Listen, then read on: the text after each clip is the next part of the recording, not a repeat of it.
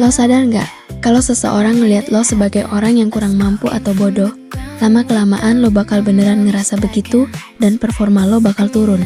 Sebaliknya, kalau ada orang yang percaya sama lo dan ngelihat lo punya potensi besar, lo bakal termotivasi banget buat nunjukin versi terbaik dari diri lo.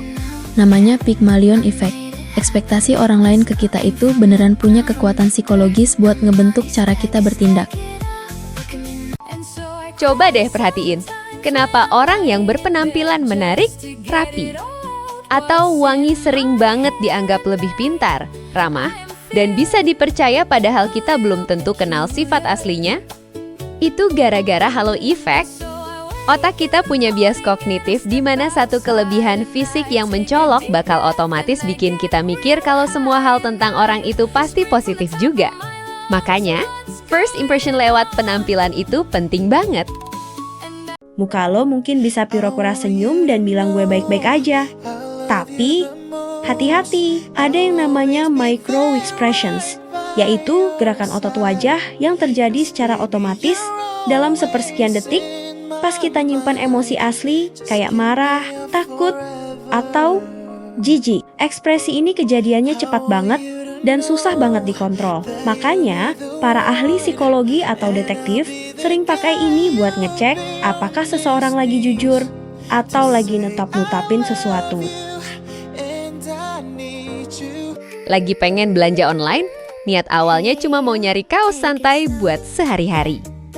Tapi pas di-scroll ke bawah, pilihan model, warna, motif, sampai tokonya ada ribuan. Ujung-ujungnya, otak lo malah capek mikir, males, dan akhirnya nggak jadi beli apa-apa. Ini namanya choice overload. Ternyata, kalau otak kita disuruh milih terlalu banyak opsi dalam satu waktu, kita justru bakal mengalami kelelahan mental. Makanya, terkadang pilihan yang sedikit itu jauh lebih melegakan.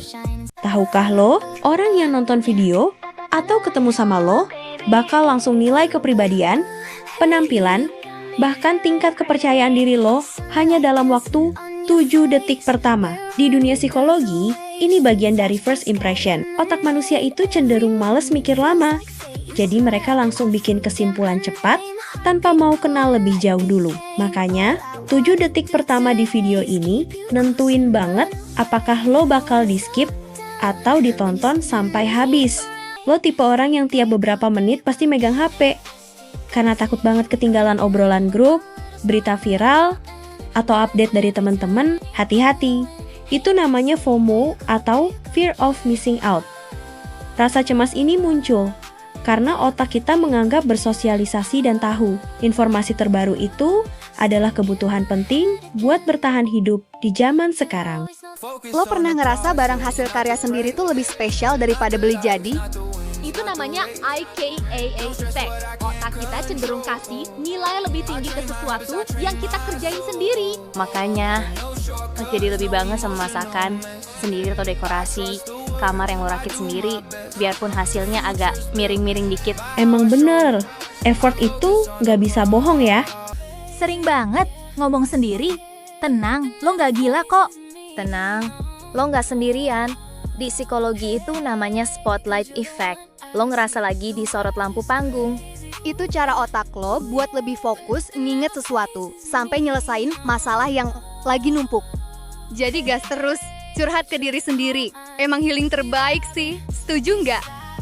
Pernah nggak ada satu potongan lirik atau nada lagu yang terus-terusan terngiang di kepala dari pagi sampai malam? Padahal lagunya itu-itu mulu. Fenomena ini disebut earworm. Penyebabnya, otak kita lagi ngerasa penasaran atau gatal buat nyelesain bagian lagu yang kurang itu. Makanya dia muter ulang, mulai secara otomatis di kepala tanpa bisa dicegah.